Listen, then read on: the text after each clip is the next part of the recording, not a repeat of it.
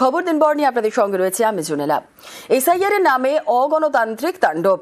SIR অবিলম্বে স্থগিত করার দাবি মুখ্যমন্ত্রীর। আর মুখ্য নির্বাচন কমিশনার জ্ঞানেশ কুমারকে ফের চিঠি। পরিকল্পনাহীন সংবিধান বিরোধী প্রক্রিয়া বলে তো মমতার। ডোমিসাইল সার্টিফিকেট নিয়েও সওয়াল মুখ্যমন্ত্রীর। প্রকৃত ভোটারদের নাম বাদের আশঙ্কা মুখ্যমন্ত্রীর। সোশ্যাল মিডিয়ায় চিঠির ছবি পোস্ট মমতার।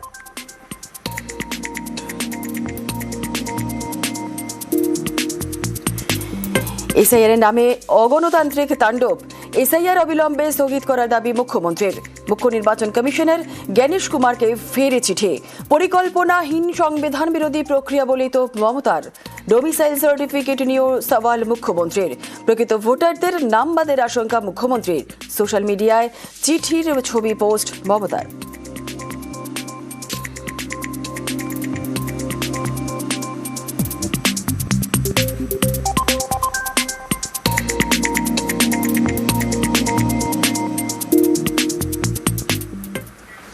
এবার হিয়ারিং হয়রানিতে মৃত্যু। জয়নগরের বৃদ্ধর মৃত্যুতে অভিযোগ, নাম বাদে অসুস্থ হয়ে হাসপাতালে ভর্তি। হাসপাতালে থাকাকালীনই এসআইআর শুনানির নোটিশ। অক্সিজেন সিলিন্ডার নিয়ে শুনানিতে বৃদ্ধ।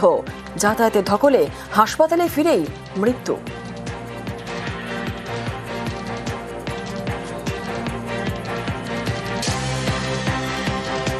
হচ্ছে একটু আতঙ্কিত ছিল, আমাদেরকে বারবার ডেকে বলতো যে কি হবে, আমার নাম নিয়ে তোদের কি হবে বা আমার কি হবে, আমাদের নাম নিয়ে নাম কেটে গিয়েছে কিভাবে, কারা কেটে দিয়েছে, এই সমস্ত জিনিস সবসময় নিয়ে আমাদের সাথে কথা বলতো।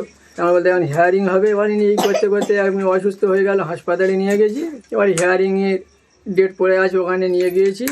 অক্সিজেনের অবস্থা, এখানে অক্সিজেন সিলিন্ডার নিয়ে সেই অবস্থায় আমরা নিয়ে গেছি ভিডিও হিয়ারিংয়ে। নিয়ে এসে বাড়ি থেকে এসেছি, একটা দিন ছিল, তারপরের দিন সকালবেলা ওই নিয়ে হাসপাতালে নিয়ে গেছি। নিয়ে যেতে যেতে উনি মারা গেছে।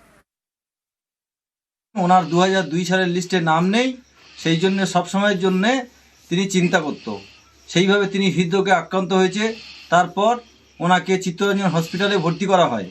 সেখান থেকে অক্সিজেন অবস্থায় আবার জয়নগর 2 নম্বর ব্লকে হিয়ারিংয়ে নিয়ে যাওয়া হয়। তারপর বাড়িতে আনা হয়। তারপর থেকে আরও বেশি উনি চিন্তিত হয়ে পড়ে। তারপর আবার চিত্তরঞ্জনে নিয়ে যাওয়া হয়। সেখানে গিয়ে উনি পরলোক গমন করেন। এসআইআর আতঙ্কে মৃত্যুর অভিযোগ, সংখ্যাটা দিন দিনই বাড়ছে। তৃণমূল বলছে অমানবিক কমিশন। এর মধ্যেই শুভেন্দু অধিকারীর নয়া ব্যাখ্যা, জানিয়ে হাওয়া গরম। রাজনৈতিক হ্যাংলার দল এবার করছে এসআইআর। এত মানুষের মৃত্যু, এখনো পর্যন্ত 58 থেকে 60 জন মানুষ মারা গেছে। প্রথমে এসআইআর আতঙ্কে মৃত্যুর অভিযোগ, তারপর এসআইআর শুনানির আতঙ্কে মৃত্যুর অভিযোগ। এই সংখ্যাটা দিন দিন বাড়ছে বলেই দাবি। এই নিয়ে রাজ্য রাজনীতি তোলপাড়, সুর চড়াচ্ছে তৃণমূল। তাদের দাবি, এত মৃত্যুর পরেও কমিশন অমানবিক। এই প্রেক্ষাপটে নতুন ব্যাখ্যা বিরোধী দলনেতা শুভেন্দু অধিকারী। গোটা এসআইআর প্রসেসের মধ্যে কোনো কারণে কেউ মারা যাবেন না এরকম তো হতে পারে না। জন্ম মৃত্যু তো একটা সার্কেল, প্রতিদিনই ঘটে, প্রতি ঘন্টাতেই ঘটে। অর্থাৎ সব জায়গায় রাজনীতি খোঁজার কোনো দরকার নেই। শুভেন্দুর এই ব্যাখ্যার পর পাল্টা সুর ছড়িয়েছে তৃণমূল। এরা মানুষ না বিজেপি? মানুষ হলে তো এই ধরনের মন্তব্য করা যায় না। 85 বছরের কাছাকাছি বয়স, তাকে কেন হাজিরা দিয়ে প্রমাণ করতে হবে তিনি রোহিঙ্গা মুসলমান নন, তিনি ভারতীয় নাগরিক? সেখানে গিয়ে তার মৃত্যু হচ্ছে, আর এই লিডার অফ অপোজিশন এরা বলছে এটা ন্যাচারাল, এ তো হতেই পারে। আগামী দিন বাংলায় হিন্দু পরিবারে কোনো সন্তান জন্মালে মা বাবা তার নাম শুভেন্দু রাখবে না। কয়েক মাস পরেই বিধানসভা ভোট, তার আগে এসআইআর নিয়ে এই রাজ্যে হাওয়া গরম। প্রথম থেকেই এই এসআইআর নিয়ে তরজা। ফর্ম জমার সময়ে অনেকে আতঙ্কে মারা যান বলে অভিযোগ। এবার শুনানির সময়েও বারবার আতঙ্কে মৃত্যুর অভিযোগ উঠছে। এই নিয়ে তরজাও তুঙ্গে। এরই মাঝে মৃত্যু নিয়ে শুভেন্দুর নয়া ব্যাখ্যা, যা ঘিরে নতুন করে হাওয়া গরম। নিউজ 18 বাংলা। শুনানি আতঙ্কে হৃদরোগে আক্রান্ত হয়ে কোমায়। উত্তর 24 পরগনার গোলায় বৃদ্ধাকে এসআইআর শুনানির নোটিশ পেয়ে উদ্বেগ অশীতিপর অলকা বিশ্বাসের। হৃদরোগে আক্রান্ত হয়ে কোমায় ঘোলার বৃদ্ধা। কলকাতা মেডিকেলে চিকিৎসাধীন বৃদ্ধা।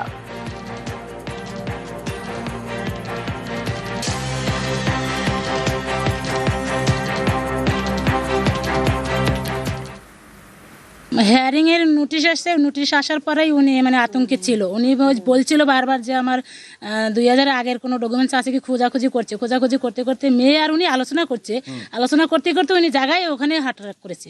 হ্যাঁ, উনি আলোচনা করতেই উনি জায়গায় পড়ে গেছে একদম। তারপর ওনাকে নিয়ে এই যে হসপিটালে গেছে। হসপিটালে যাওয়ার পর তো ওখানে ভর্তি নিয়েছে। এখন উনি আশঙ্কাজনক আছে ওখানে। এই এসআইআর জন্য আমরা খুব আতঙ্কে আছি এখন। এসআইআর হিয়ারিং এ চরম হয়রানি, শুনানিতে গিয়ে মাথা ফাটলো বৃদ্ধের। তারকেশ্বরের বিডিও অফিসের ঘটনা। টোটো থেকে নামতে গিয়েই পড়ে আহত, মাথা ফাটলো 72 বছরের ভরতচন্দ্র সামন্তর। হয়রানির অভিযোগে কমিশনের বিরুদ্ধে সরব পরিবার। বিজি অফিসে যাচ্ছিলাম, চাউলপুরি মোড়ে এসে বলছে আমি আর যেতে পারবো না, টোটো করো। আমি তো এইটুকু থেকে যাবে, বলছে হ্যাঁ। ওইখানে টোটো থেকে নেমে দাঁড়িয়ে বলছে আমি আমার তারপর উঠে পড়ে গেছে। বলেছিলেন আপনার যে বয়স হয়েছে? হ্যাঁ, ওর জানেন তো, আমাকে কালকে রাত্রে ফোন করে বলেছিলে 12টার মধ্যে চলে যাবেন। আমাদের কেউ শোনে না। 85 ক্লাসের যে নির্দেশ আছে সেইটা মেনে আমাদের হোম হিয়ারিং শুরু হয়ে গেছে। ওনার যে বয়সটা উনি বলেছেন 72 প্লাস। এবার বিএলওদের মাধ্যমে আমরা খবর দিয়েছি, যারা বলছেন তাদের বাড়িতে গিয়ে আমরা সেই হোম হিয়ারিং করাচ্ছি। যারা অসুস্থ তাদের কি বাড়ি বাড়ি যাওয়া হবে? মানে বিএলওরা যদি আপনাদের জিও নির্দেশ আছে সেই অনুযায়ী বিএলওরা খবর দিচ্ছেন, বা যারা এনপারেটার ইলেক্টার খবর দিচ্ছেন আমরা বাড়িতে অলরেডি শুরু করে দিয়েছি। এসআইআর এ মতুয়াদের বাড়তি সুবিধা নয়, বিজেপি সর্বভারতীয় এসসি মোর্চা সভাপতির মন্তব্যে বিতর্ক। কোনো বিশেষ জাত ধর্মের ব্যাপার নয় বলেই মন্তব্য। বাংলাদেশ থেকে অবৈধভাবে এলে ভোটাধিকার নয় বলেই মন্তব্য। এসআইআর এ মতুয়াদের নাম বাদ প্রশ্নে বিজেপি নেতার মন্তব্যে বিতর্ক। আর মতুয়া শরণার্থীদের বারবার নাগরিকত্বের প্রতিশ্রুতি বিজেপির এসসি মোর্চা সভাপতির মন্তব্যে তো তৃণমূলের। এসসি মোর্চা সভাপতির বক্তব্যের ভিডিও নেই বিজেপির সোশ্যাল মিডিয়ায়।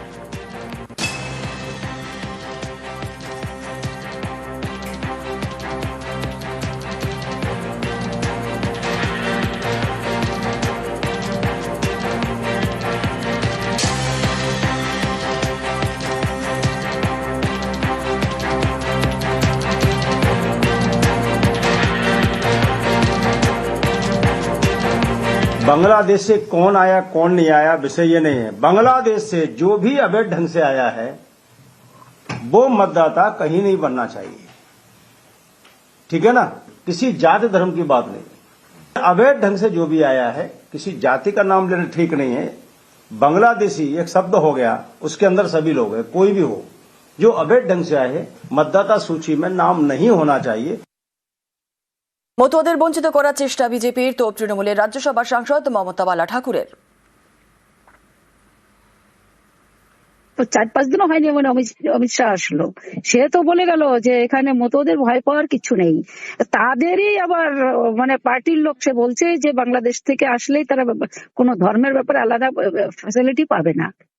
এইটাই তো বাস্তব, আমরা তো এতদিন ধরে সেটাই বলছি যে তারা চাইছে যে ও হিন্দু হোক আর কে মুসলমান কে না, তারা সবাইকে এইভাবে তারা অধিকার থেকে বঞ্চিত করবে। বাস্তব সত্যরা মতরা বুঝে নিক, আমরা তো তাই বলছি যে এটাই তারা চাইছে যে ছলে বলে কৌশলে তাদের এখান থেকে বঞ্চিত করে তাদের ডিটেনশন ক্যাম্পে ঢুকাবে। মতুয়ারা কেউ অবৈধভাবে বাংলাদেশ থেকে আসেনি, ভারত সরকারই তাদের নাগরিকত্ব দেওয়ার চেষ্টা করছে, মন্তব্য বিজেপি সাংসদ শান্তনু ঠাকুরের। উনি কিছুই জানেন না মাথা হয়তো বা। মতুয়ারা কেউ অবৈধভাবে বাংলাদেশ থেকে আসেনি, ভারত সরকারই এদেরকে নাগরিকত্ব দিয়ে সুরক্ষা দেবার চেষ্টা করছে। উনি কোথা থেকে পেয়েছেন বা কোত্থেকে কথা কালেকশন করেছেন আমাদের জানা নেই কিছু। এটা সম্পূর্ণভাবে হোম মিনিস্টার আমাদের গৃহমন্ত্রীজি যে বিপক্ষে কথা সেটা প্রকাশ পাচ্ছে। অতএব এই মন্তব্য জানি না উনি কি করেছেন, ওনার ব্যক্তিগত মন্তব্য।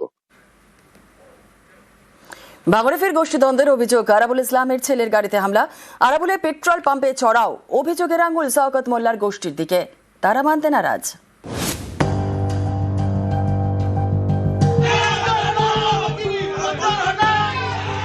কখনো গাড়িতে হামলা, কখনো পেট্রোল পাম্পে চড়াও, ফের গরম ভাঙড়। দক্ষিণ 24 পরগনার ভাঙড় এখানে তৃণমূলের পর্যবেক্ষক শওকত মোল্লা, আর দক্ষিণ 24 পরগনায় তৃণমূলের জেলা সভাপতি শুভাশিস চক্রবর্তী। শনিবার রাতে জেলা সভাপতির কাছে যান ভাঙড় 2 পঞ্চায়েত সমিতির কর্মাধ্যক্ষ অদূত মোল্লা। সঙ্গে ছিলেন তাঁর অনুগামীরা।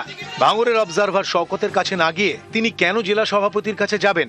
অভিযোগ, এ নিয়ে চটে যান শওকত। তিনি ফোন করে অদূতকে নাকি শাসানি দেন। তাঁর বাড়ির সামনে গিয়ে হম্বিতম্বি করেন শওকত অনুগামীরা। এরপর রাত পেরিয়ে সকাল। রবিবার সকালে কাঁঠালিয়ায় অদূতের বাড়ি যান আরাবুল ইসলামের ছেলে হাকিমুল এবং তৃণমূল নেতা প্রদীপ মণ্ডল। অভিযোগ, তখন হাকিমুলের গাড়িতে হামলা চালানো হয়। অভিযোগের আঙুল শওকত অনুগামীদের দিকে।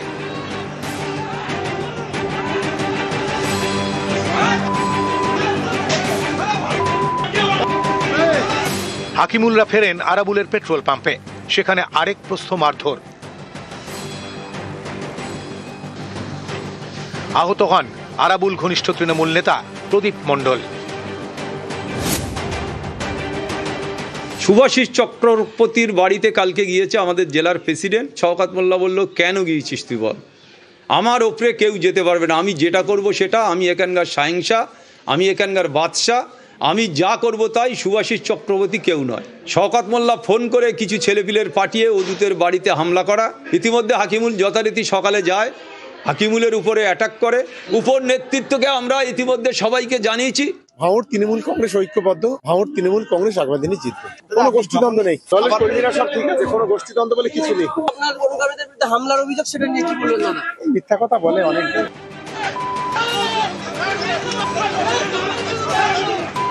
রবিবার দুপক্ষই উত্তর কাশীপুর থানায় অভিযোগ দায়ের করে।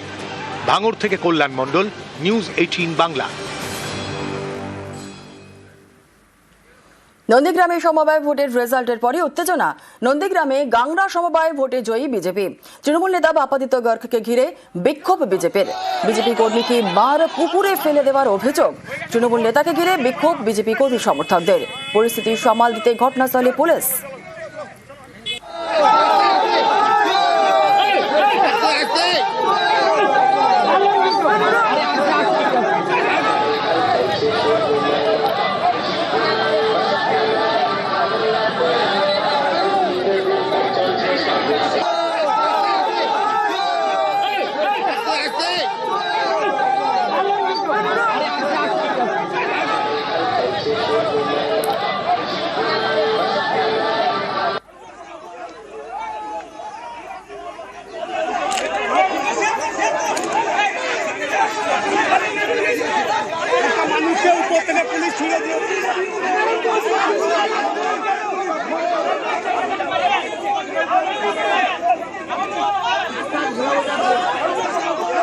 বিজেপি আশ্রিত দুষ্কৃতীরা অতর্কিতভাবে আমার উপরে হামলা করে। ওদের উদ্দেশ্য যে অত্যন্ত খারাপ ছিল তার প্রমাণ হচ্ছে আমার লেফট সাইডে দুটো ঘুষি মেরে হচ্ছে কিক করে এবং আমাকে শারীরিকভাবে হেনস্থা করে।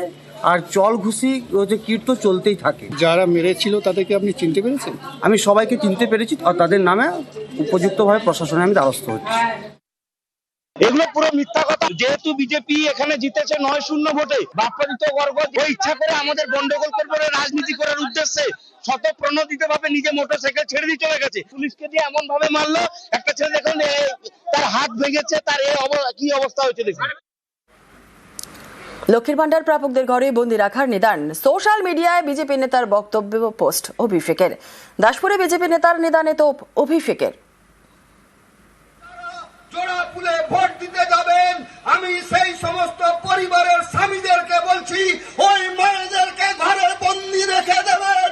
ভোটটা দিতে হবে পদ্ম ফুলে, জোড়া ফুলে নয়। এখনো লক্ষ্মীর ভান্ডার পাওয়া মায়েরা আছেন যারা জোড়া ফুলে ভোট দিতে যাবেন, আমি সেই সমস্ত পরিবারের স্বামীদেরকে বলছি, ওই মায়েদেরকে ঘরে বন্দি রেখে দেবেন। ভোটটা দিতে হবে পদ্ম ফুলে, জোড়া ফুলে নয়। নেতার বক্তব্য সোশ্যাল মিডিয়ায় পোস্ট করে বিজেপিকে নিশানা করেছেন অভিষেক। তাঁর তোপ কমিশনকে হাইজ্যাক করে এসআইআরে ভোটারের নাম বাদ দিয়েছে। এসআইআর যখন কাজে এলো না তখন লজিক্যাল ডিসক্রিপেন্সি বলে আরও নাম বাদ দিচ্ছে। এখন স্বামীদের বলছে স্ত্রীদের ঘরে বেঁধে রাখতে, যাতে মহিলারা ভোট দিতে যেতে না পারে।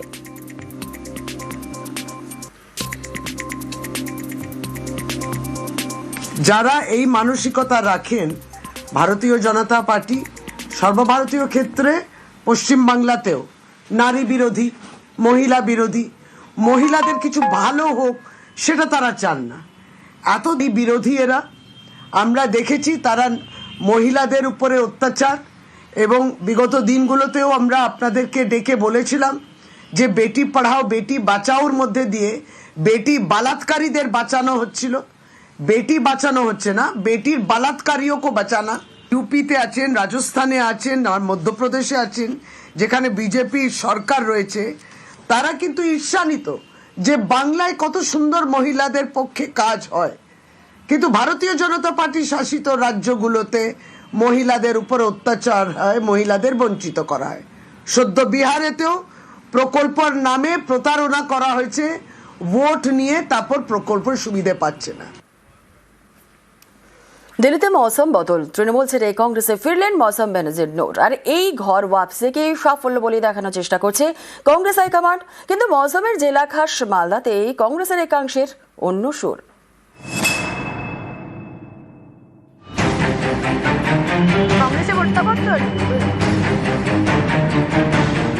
মৌসুম বেনাজির নূর তৃণমূল ছেড়ে ফের কংগ্রেসে। শনিবার আনুষ্ঠানিকভাবে ফেরেন নিজের পুরনো দলে। ইন্ডিয়ান ন্যাশনাল কংগ্রেস আন্তরিকতাভাবে ধন্যবাদ জানাই যে আমাকে আবার খুব ভালোবেসে ওনারা অ্যাকসেপ্ট করেছেন। আমি কয়েক বছর তৃণমূলে ছিলাম, তৃণমূলও আমাকে কাজ করার সুযোগ দিয়েছে, আমাকে রাজ্যসভার সাংসদ করেছিলেন, ডিস্ট্রিক্ট প্রেসিডেন্ট মালদার করেছিলেন। আমি আজকে তৃণমূল কংগ্রেস থেকে রিজাইন করেছি।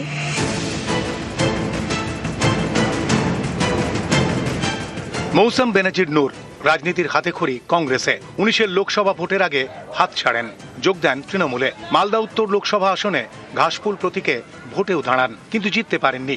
বিজেপির খগেন মুর্মুর কাছে হেরে যান। পরের বছর তৃণমূলের রাজ্যসভার সাংসদ হন মৌসুম।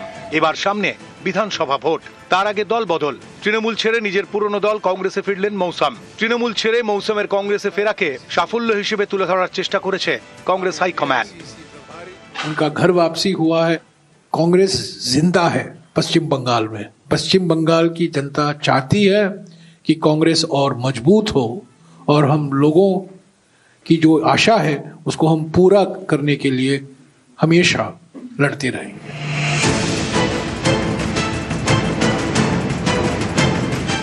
মৌসুমের ঘর ওয়াপসিকে সাফল্য বলে দেখানোর চেষ্টা করছে কংগ্রেসের শীর্ষ নেতৃত্ব। কিন্তু মৌসুমের জেলা খাস মালদায় কংগ্রেস নেতাদের একাংশের গলায় অন্য সুর। উনি এসে যে 542টা হয়ে যাবে আমার মনে হয় না, কারণ যে সুখের পায়রা হয়, যেখানে সুখ পায় সেখানেই থাকে। দুঃখের সময় যদি না থাকে তাকে আমি মনে করি না যে ও কংগ্রেসের একজন সৈনিক।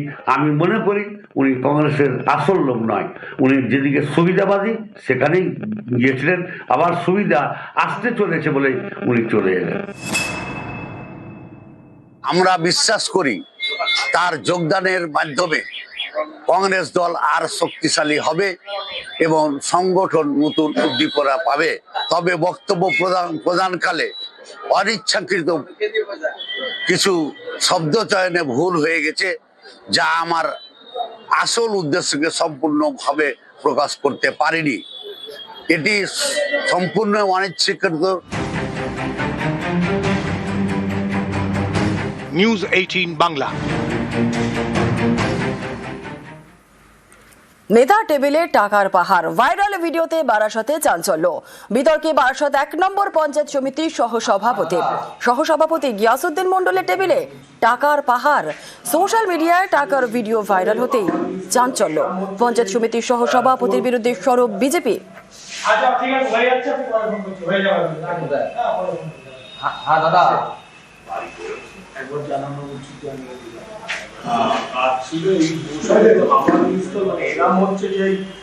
চোর পুলিশ খেলা হচ্ছে, বলুন স্যার। আজকে আপনি আসেন, ও যে রেট আছে আমি কমিয়ে দেবো। গিয়াসউদ্দিন মন্ডল হচ্ছে একজন জমি মাফিয়া। এইভাবে যেভাবে জনগণের টাকা লুট করছে, আমি ইডি এবং সিবিআইকে বলবো সুমোটো কেস করে এই গিয়াসউদ্দিন মন্ডল এবং তার সঙ্গে যারা জড়িত এই সমস্ত দুর্নীতির সঙ্গে তাদেরকে অবিলম্বে গ্রেপ্তার করে ইডি হেফাজতে নিয়ে টোটাল এই ধরনের টাকার যে উৎস সেটাকে তদন্ত করে তাদেরকে উদ্ধার করার দরকার। নেতা টেবিলে টাকার পাহাড় চক্রান্তের অভিযোগ সহ সভাপতি গিয়াসউদ্দিন মণ্ডলের 2022 সালে পুরনো ভিডিও দেখিয়ে চক্রান্তের অভিযোগ। ভিডিওটি মুরারি গ্রামে জমি বিক্রির টাকা বলে দাবি নেতার, আর এই টাকা তার নয় বলে দাবি গিয়াসউদ্দিন মণ্ডলের।